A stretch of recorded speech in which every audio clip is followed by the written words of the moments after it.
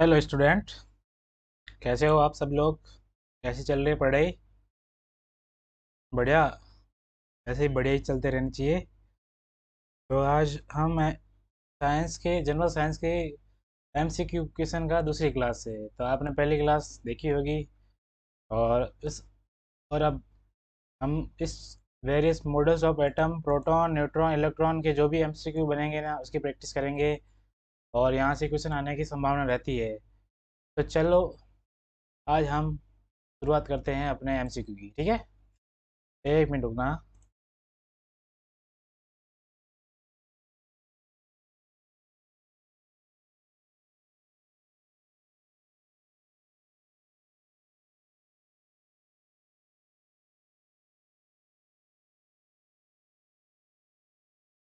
तो चलो शुरुआत करते हैं हम पहले क्वेश्चन की। ठीक है, तो पहला क्वेश्चन क्या है?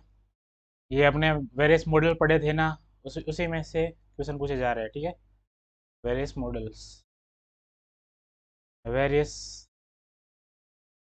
मॉडल्स ऑफ एटम, परमाणु के विभिन्न मॉडल, विभिन्न मॉडल से पहला क्वेश्चन है। ठीक है, कौन कौन से मॉडल पढ़े थे? सबसे पहला किसने दिया था? जे जे थॉमसन ने। याद है? कलम पुडिंग मॉडल। दूसरा मॉडल किसने दिया था? रदरफोर्ड ने। कौन सा? सोने की पन्नी वाला। याद है? सोने की पन्नी वाला। ठीक है, सोने की पन्नी वाला रदरफोर्ड। ठीक है, तीसरा दिया था किसने? नील्स बोर ने। कौन किसने दिया था? नील्स बोर ने। ये तीन अपने अपने मॉडल पढ़े थे। ठीक है, तो पहला क्वेश्चन करते हैं। इसको हटाते हैं और पहला क्वेश्चन करते हैं अपन।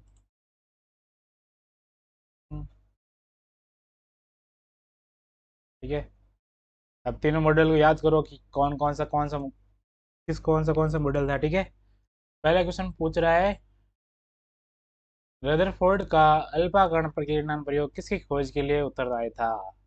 अपन सब कुछ पहले रदरफोर्ड के परमाणु मॉडल को याद करते हैं। रदरफोर्ड ने किस पे किया था? सोने की पन्नी पे किया था। किस पे किया था? सोने की पन्नी पे किया था। कौन सी किरणें यूज की थी? अल्फा कण। ठीक है, अल्फा कण क्या होता है? द्विआवेशित हीलियम आयन। ठीक है, ठीक है। तो पहला क्वेश्चन पूछ रहे, रदरफोर्ड का अल्फा कण प्रकीर्णन प्रयोग किसकी खोज के लिए उत्तरदायी था? तो रदरफोर्ड के निष्कर्ष क्या थे? रदरफोर्ड का निष्कर्ष ये था कि परमाणु का केंद्रक है ना, वो परमाणु के बहुत छोटे भाग तक सीमित रहता है। ठीक है, सीमित रहता है। ये रदरफोर्ड के परमाणु का मतलब जो परीक्षण था, उसका परिणाम था। ठीक है, तो किसके लिए उत्तरदायी था? परमाणु का केंद्रक। ठीक है, किसके लिए उत्तरदायी था? परमाणु का केंद्रक। ठीक है, इलेक्ट्रॉन के बारे में बताइए। इलेक्ट्रॉन ने इलेक्ट्रॉन की खोज किसने की? जे जे थॉमसन ने। ठीक है, इस पे आवेश क्या होता है? नेगेटिव 1.6 इंटू 10 की पावर -19 कूलाम। आवेश का मात्रा क्या है? कूलाम। ठीक है, हमने बहुत एक क्वेश्चन के बहाने बहुत सारी जो अपने कॉन्सेप्ट पढ़े थे, उसका रिवीजन हो गया। ठीक है, चलो हम बढ़ते हैं अगले वाले क्वेश्चन पे। हटाते हैं और बढ़ते हैं अगले वाले क्वेश्चन पे। ठीक है,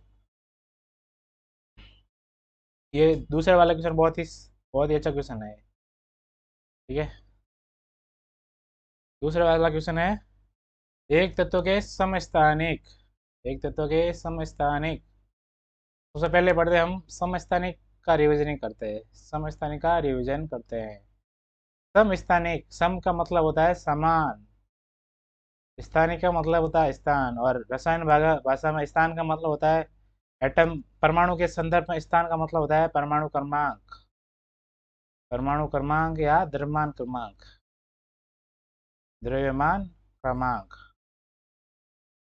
द्रव्यमान क्रमांक। ठीक है, तो सम स्थान मतलब समान परमाणु क्रमांक। तो अपनी डेफिनेशन क्या बनी समस्थानिक की? ऐसे तत्व जिनकी परमाणु संख्या समान हो तथा परमाणु भार अलग अलग हो। परमाणु भार अलग अलग हो तो उसको हम समस्थानिक कहते हैं। समस्थानिक कहते हैं। सबसे अच्छा एग्जाम्पल हाइड्रोजन।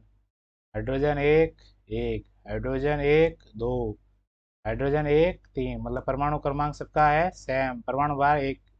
इसको बोलते हैं प्रोटियम। H प्लस को क्या बोलते हैं? प्रोटियम।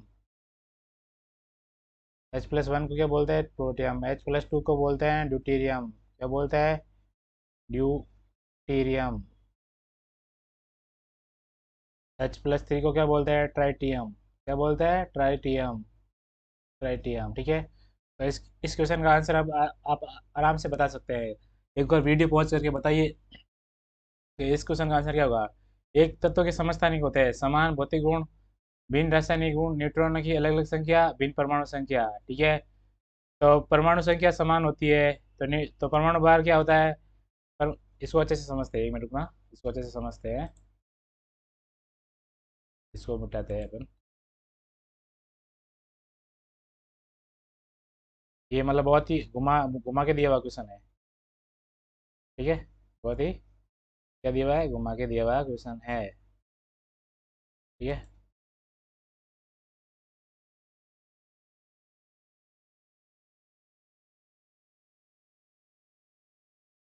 परमाणु भार क्या होता है? परमाणु भार प्रोटॉन प्लस न्यूट्रॉन, ये तो पता ही होगा सबको, ठीक है। और परमाणु क्रमांक क्या होता है? परमाणु क्रमांक प्रोटॉनों की संख्या को बोलते हैं परमाणु क्रमांक, ठीक है। अब ये एक तत्व के समस्थानिक होते हैं समान भौतिक गुण अलग अलग होते हैं, भिन्न रासायनिक गुण समान होते हैं, न्यूट्रॉनों की संख्या, न्यूट्रॉन की अलग अलग संख्या, इसको देखते हैं। भिन्न परमाणु संख्या, समस्थानिक में क्या है? परमाणु संख्या होती है समान, तो तो परमाणु संख्या समान होना, और प्रोटॉन तो सब में समान होंगे। और परमाणु भार अलग अलग होता है तो न्यूट्रॉन में ही चेंज होगा तभी परमाणु भार अलग होगा। तो इसका आंसर क्या होगा? सी, न्यूट्रॉन की अलग अलग संख्या हो गई, ठीक है। जैसे प्रोटियम है H प्लस वन है, इसमें एक परमाणु एक एक प्रोटॉन होता है, ठीक है। और न्यूट्रॉन जीरो होता है, इसका परमाणु भार एक हो गया, ठीक है। ठीक है। अब ड्यूटेरियम है, इसका परमाणु भार दो होता है, तो प्रोटॉन एक है तो न्यूट्रॉन कितने हो गए? न्यूट्रॉन भी एक, इसमें एक होगा, ठीक है। H प्लस थ्री है, इसका परमाणु क्रमांक तो एक है और परमाणु भार तीन है, तो न्यूट्रॉन कितने हो गए? दो। तो इसका आंसर क्या होगा? सही आंसर क्या हो गया? सी, ठीक है। समझ में आया? समझ में आया? ठीक है, अब बढ़ते हैं अगले क्वेश्चन पे, ठीक है। परमाणु का पहला मॉडल किसके द्वारा दिया गया था? इसका आंसर बताइए। मैंने अभी पढ़ाया था कि तीन परमाणु मॉडल दिए थे, जे जे थॉमसन ने, थॉमसन ने दूसरा मॉडल दिया था रदरफोर्ड ने, ठीक है। और तीसरा मॉडल किसने दिया था? नेल्स बोर ने, ठीक है। जो अभी अभी जो फॉलो हो रहा है वो कौन सा मॉडल है? आधुनिक आधुनिक रसायन विज्ञान में फॉलो होने वाला मॉडल, रसायन विज्ञान में फॉलो होने वाला मॉडल ये है, बोर वाला फॉलो होने वाला मॉडल, ठीक है। तो पहला किसने दिया था? जे जे थॉमसन है, इसका आंसर हो गया। इसको क्या जे जे थॉमसन ने जो मॉडल दिया उसका नाम क्या था? दूसरा नाम क्या था? Plum pudding model. क्या बोलते हैं? प्लम पुडिंग मॉडल, ठीक है। तो बोलते हैं प्लम पुडिंग मॉडल। समझ में आया? इसमें क्या, इसमें तरबूजों से तुलना की थी। तरबूज से क्या होगा? जो तरबूज होता है ना, जो लाल लाल भाग होता है, उसको थॉमसन ने क्या बोला? ये होता है ना बेस, ठीक है। और बीज क्या होते हैं? जो इलेक्ट्रॉन जो इसके अंदर धसे होते हैं, ये था थॉमसन का मॉडल, ठीक है। अब बढ़ते हैं नेक्स्ट क्वेश्चन की ओर। अब चौथा क्वेश्चन है, निम्न निम्न में से कौन सा आवेश रहित कण है? प्रोटॉन में कितना आवेश होता है? पॉजिटिव कितना होता है? Positive positive 1.6 into 10⁻⁻19 coulomb. आवेश का मात्रा क्या होता है? कूलम। आवेश का मात्रा क्या होता है? कूलम। इसको याद रखना, ठीक है। इलेक्ट्रॉन का आवेश कितना होता है? Minus minus 1.6 into 10⁻⁻19 coulomb. आवेश का मात्रा क्या होता है? कूलम, ठीक है। और न्यूट्रॉन पे, न्यूट्रॉन क्या होता है? आवेश रहित। आवेश रहित यानी कोई भी आवेश नहीं होता, यानी कोई भी आवेश न्यूट्रॉन पे नहीं होता है, न्यूट्रॉन पर नहीं होता है। समझ में आया? ठीक है। तो इसका आंसर क्या होगा? निम्न में से कौन सा आवेश रहित कण है? इलेक्ट्रॉन पे नेगेटिव आवेश होता है, प्रोटॉन पे पॉजिटिव आवेश होता है, न्यूट्रॉन ऐसा है जिसपे आवेश नहीं होता है। अपना आंसर क्या हो जाएगा? सी, ठीक है। एक इलेक्ट्रॉन पे कितना आवेश होता है? एक इलेक्ट्रॉन पे कितना आवेश होता है? ये एक इलेक्ट्रॉन पे इतना आवेश होता है। ये कितना आवेश है? 1.6 इंटू 10⁻⁻19 कूलम, ठीक है। तो इसका आंसर क्या हो गया? देखो, माइनस में होता है इलेक्ट्रॉन पे, तो इलेक्ट्रॉन में ये किस पे होता है? प्रोटॉन पे, ठीक है। अब न्यूट्रॉन का पता लगाने वाले वैज्ञानिक का नाम बताना है। आपने पढ़ा था इलेक्ट्रॉन, इलेक्ट्रॉन, प्रोटॉन और न्यूट्रॉन के बारे में, ठीक है। तो कौन? जे थॉमसन, ठीक है। ये प्रोटॉन किसने खोजा था सबसे पहले? कैथोड कैनाल रे किरण में किसने देखा था? गोल्डस्टीन ने, ठीक है। उसके बाद धनात्मक आवेश दूसरे दूसरे तत्वों में एक धनात्मक आवेश के रूप में किसने देखा था? रदरफोर्ड ने। प्रोटॉन के बारे में पता है। अब न्यूट्रॉन के बारे में किसने देखा था? चैडविक ने। इसको याद रखना, ठीक है। बोर ने तो परमाणु मॉडल दिया था, ठीक है। रदरफोर्ड ने किसको खोजा था? रदरफोर्ड ने किसको खोजा था? प्रोटॉन को, ठीक है। समझ में आया? अब चलते हैं अपन नेक्स्ट क्वेश्चन पे। कहाँ चलते हैं? नेक्स्ट क्वेश्चन पे, ठीक है।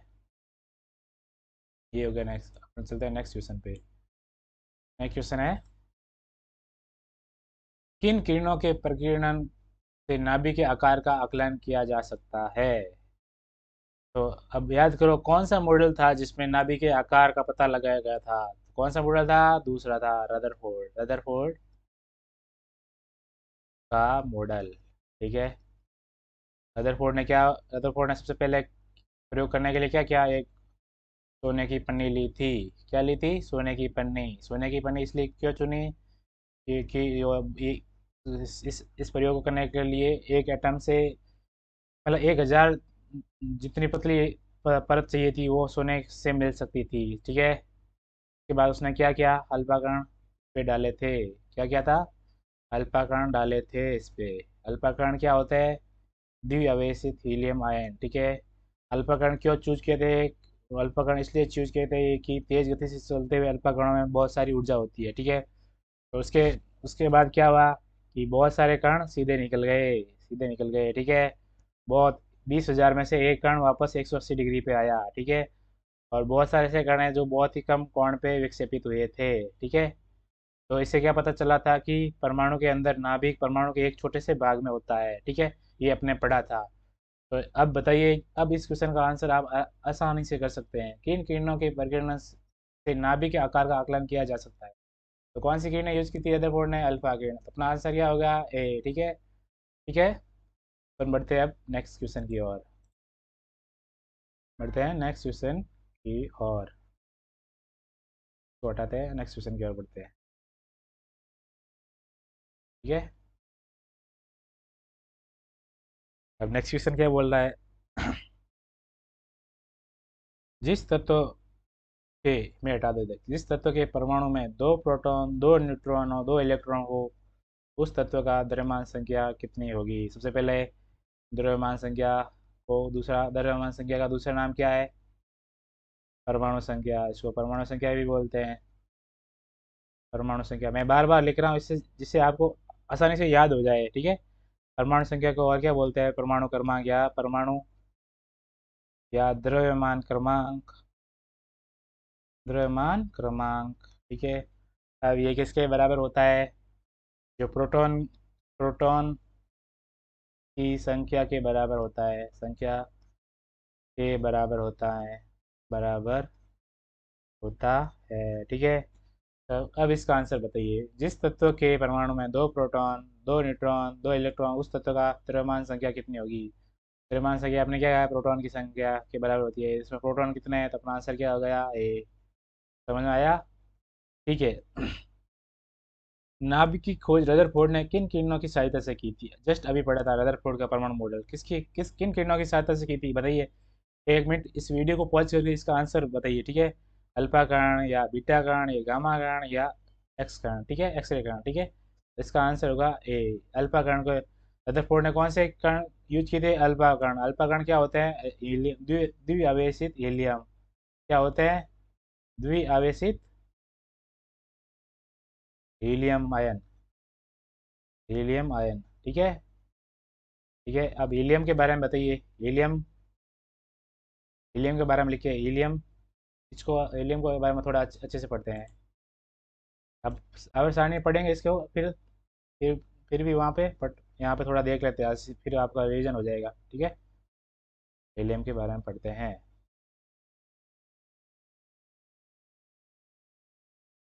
इसका आंसर तो दो होगा, ठीक है। आंसर दो होगा इसका आंसर, ठीक है। हीलियम, हीलियम तो बोल रहे हैं हीलियम हिंदी में। इसका संकेत क्या है? किस संकेत है? इसको लिखते हैं एच ई, ठीक है। ठीक है, इसका परमाणु क्रमांक क्या है?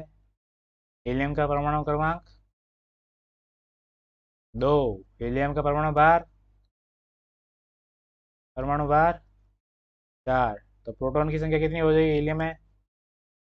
प्रोटॉन की संख्या 2। न्यूट्रॉन की संख्या क्या होगी फिर? न्यूट्रॉन की संख्या क्या होगी फिर? न्यूट्रॉन की संख्या देखो, परमाणु भार 4 है, परमाणु क्रमांक 2 है, प्रोटॉन 2 है, परमाणु भार क्या था है? प्रोटॉन प्लस न्यूट्रॉन, तो 2 प्रोटॉन है तो न्यूट्रॉन कितने हो गए? 2, ठीक है। समझ में आया? और हीलियम एक अक्रिय गैस है। हीलियम एक अक्रिय गैस है। अक्रिय गैस है, याद रखना इस चीज को। हीलियम कैसी गैस है? अक्रिय गैस है। ये नॉर्मल कंडीशन में रिएक्शन नहीं करती है, ठीक है। अपन बढ़ते हैं, हम नेक्स्ट क्वेश्चन की ओर अपन बढ़ते हैं। नेक्स्ट क्वेश्चन की ओर। नेक्स्ट क्वेश्चन क्या बोल रहा है? नाभिक की खोज के लिए रदरफोर्ड ने धातु जब धातु ये हटा दीजिए, जब धातु के पतले पत्र पर अल्फा कणों की बौछार की, तो ये बताना निम्न में से कौन सा सत्य है, ठीक है। रदरफोर्ड का आपने बार बार रिवीजन किया है आज की क्लास में, अब तो आपको इसका आंसर पता ही होना चाहिए। वीडियो को पॉज करके देख, आंसर हो एक बार अपने मन में सोचिए, फिर मिलान करिए कि आपने जो आंसर दिया वो सही है कि नहीं है, ठीक है। तो अधिकांश अल्फा कण धातु की पन्नी को बिना विक्षेपण के पार करके चले गए, ये भी सही है। सभी अल सभी अल्फा कण धातु की पन्नी को बिना विक्षेपण के पार करते चले गए, सभी कण नहीं हुए, कुछ 20,000 में से एक कण वापस 180 डिग्री पे वापस आया था, और कुछ बहुत थोड़े कण थोड़े मतलब छोटे एंगल पे विक्षेपित हुए थे, ठीक है। तो ये दूसरा हो गया गलत। अधिकांश अल्फा कण छोटे कोण बनाकर विचलित हुए, ठीक है, तो ये सही है। अधिकांश अल्पाकण वापस विचलित हो गए। अधिकांश अल्पाकण छोटे कोण बना, अधिकांश नहीं हुए थे, ठीक है, बहुत कम हुए थे अपना, बहुत कम हुए थे, अधिकांश नहीं हुए थे। तो अपना आंसर क्या हो गया? अपना आंसर हो गया ए, ठीक है। अपना आंसर क्या हो गया? ए, ठीक है। अब हम अब थोड़े से और क्वेश्चन मैं बताता हूँ, मैं पूछता हूँ आपको, इसका आंसर आपको पता होना चाहिए, ठीक है। मैं पहला क्वेश्चन आपसे पूछ रहा हूँ, पहला क्वेश्चन, ठीक है। पहला क्वेश्चन है कि परमाणु भट्टी में, परमाणु भट्टी में यूरेनियम, यूरेनियम का कौन सा समस्थानिक यूज होता है? इसका आंसर दीजिए, कौन सा समस्थानिक प्रयोग किया जाता है? प्रयोग किया जाता है। सोचिए, एक बार सोचिए, फिर वीडियो को पॉज करके सोचिए, फिर अपने आंसर का मैच कीजिए। कौन सा यूज होता है? यूरेनियम 235, याद रखना इस चीज़ को बहुत अच्छे से, यूरेनियम 235 यूज होता है। अब दूसरा क्वेश्चन मैं पूछ रहा हूँ कि, ठीक है, घेंगा रोग के इलाज में, घेंगा रोग के उपचार में कौन सा कौन सा तत्व उपयोग किया जाता है, उपयोग किया जाता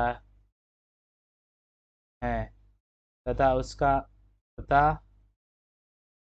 उसका कौन सा समस्थानिक यूज होता है, कौन सा समस्थानिक यूज होता है, समस्थानिक उपयोग में आता है, उपयोग में आता है। तो इसका आंसर सोचिए, कौन सा तत्व यूज किया जाता है, आयोडीन। ठीक है, कौन सा तत्व यूज किया जाता है, आयोडीन। याद रखना, आयोडीन की कमी से ही गंगा रोग होता है, तो इसको सही करने के लिए आयोडीन की यूज किया था। समस्थानिक कौन सा होगा, आयोडीन का कौन सा समस्थानिक यूज किया जाता है, आयोडीन का I-131, I-131 समस्थानिक यूज होता है। ठीक है, अब बढ़ते हैं, नेक्स्ट क्वेश्चन पूछता हूँ आपसे। नेक्स्ट क्वेश्चन पूछा जाता है आपसे तीसरा, कैंसर के उपचार में, कैंसर के उपचार में कौन सा तत्व तथा उसका कौन सा समस्थानिक यूज होता है, कौन सा समस्थानिक प्रयोग किया जाता है, प्रयोग किया जाता है। तो आपका आंसर क्या होगा इसमें, कोबाल्ट यूज होता है। कोबाल्ट का प्रतीक क्या है, CO। ठीक है, इसको बोलते हैं COBALT, कोबाल्ट। क्या बोल, कोबाल्ट। तो कोबाल्ट का कौन सा समस्थानिक यूज होता है, कौन सा समस्थानिक यूज होता है, ठीक है, कोबाल्ट 60। कौन सा समस्थानिक, कोबाल्ट 60। ठीक है, अब दो चार क्वेश्चन और पूछते हूँ आपसे मैं आज। ठीक है, दो चार और, तीन क्वेश्चन पूछ ले, चौथा क्वेश्चन है। ठीक है, अपने पढ़ा है परमाणु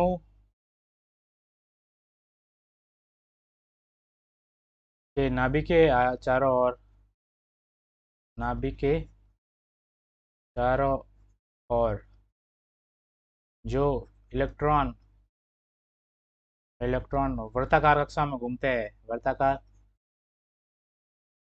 कक्षाओं में घूमते हैं, तो उन इलेक्ट्रॉन्स का कक्षाओं में आने का सूत्र क्या है, आने का सूत्र क्या है, सूत्र क्या है, तथा कक्षाओं का नाम क्या है, तथा कक्षाओं का नाम क्या है, नाम क्या है। ठीक है, तो अपना उत्तर क्या होगा। ठीक है, आपने एक फॉर्मूला पढ़ा था 2n²। तो n क्या होता है यहाँ पर, 1 2, पहली कक्षा, दूसरी कक्षा, तीसरी कक्षा, चौथी कक्षा, इनको क्या बोलते हैं हम, KLMN। ठीक है, तो K कक्षा या n बराबर 1 में कितने इलेक्ट्रॉन आते हैं, दो। n बराबर यहाँ दो रखेंगे। ठीक है, L बराबर n बराबर 2, कितने इलेक्ट्रॉन आएंगे, 8। ठीक है, M में n कितना होता है, 3। ठीक है, इलेक्ट्रॉन आएगा 18। ठीक है, n में n कितना होता है, 4। इलेक्ट्रॉन आएंगे 32। ठीक है, और एक क्वेश्चन और पूछते हैं हम आपसे, एक क्वेश्चन और पूछते हैं हम आपसे। ठीक है, पांचवा क्वेश्चन हो जाएगा, परमाणु सबसे बाहरी कक्षा में अधिकतम कितने इलेक्ट्रॉन आ सकते हैं, सबसे बाहरी कक्षा में अधिकतम कितने इलेक्ट्रॉन आ सकते हैं, सकते हैं। तो आपका आंसर क्या होना चाहिए, आपका आंसर होगा 8। कितने आते हैं, 8। ठीक है, एक एक और क्वेश्चन पूछता हूँ, समबारिक किसे कहते हैं, किसे कहते हैं, का उदाहरण के साथ बताइए, के साथ। ठीक है, तो समबारिक मतलब, सम मतलब समान, प्लस बार का मतलब बार, बारी का मतलब बार, मतलब समान बार, मतलब इसको अगले अगले स्लाइड में लिखते हैं अपन। समान बार मतलब ऐसे दो तत्व, दो या दो से अधिक तत्व, दो या दो से अधिक तत्व, दो दो या दो से अधिक तत्व जिनका परमाणु भार क्या होता है, परमाणु भार समान होता है। समान, अपन क्या कर रहे हैं, रिवीजन, तो रिवीजन अच्छे से करना है। समान होता है तथा परमाणु संख्या क्या होती है, अलग अलग, अलग अलग होती है।